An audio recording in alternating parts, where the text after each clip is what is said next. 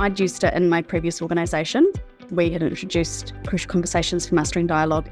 I'd seen quite big impacts from doing that. So I guess I'd already had experience in the framework and the tools, and we can deliver it internally, which I think there's a huge benefit in that, not just from a cost perspective, but from our own people talking about the skills and really championing it. So it's not something that's done from external, it's something that we really own internally. It's also, I think, the simplicity of the model, and people just really relate to it.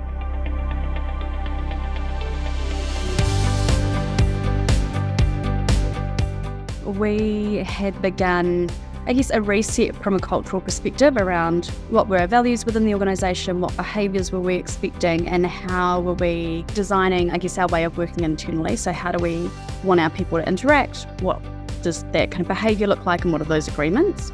It became quite clear that there was a core or a fundamental skill set that kind of was missing across the whole organisation, which was, instead of issues being raised directly, they kind of got bubbled up through either kind of the hierarchy, or they just kind of spun within the department rather than actually kind of seeking to solve or to understand. So people just didn't have either the experience or the confidence or the skills and tools to be able to have the conversations that needed to be had.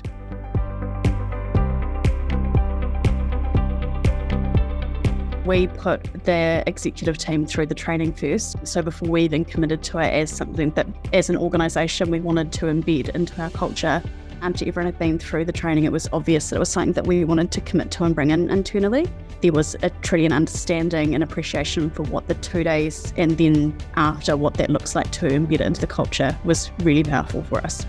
I remember the conversation, there was literally, do we even need to talk about this? Like, of course, this is something that we need to bring into the organisation.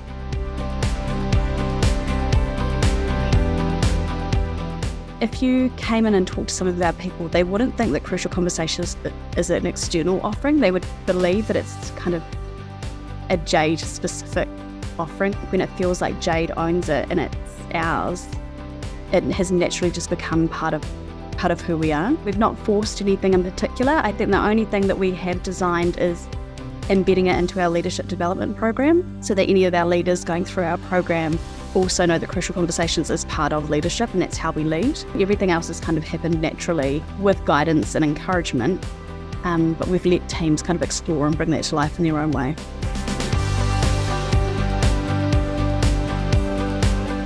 I hear people talking about the skills all the time.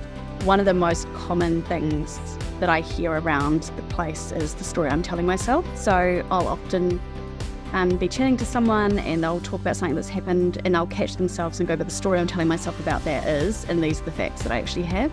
I see people getting out the Crucial Conversations conversation planner, and they're often asking for that to plan out the conversation they want to have. So that tells me that the skills are in use.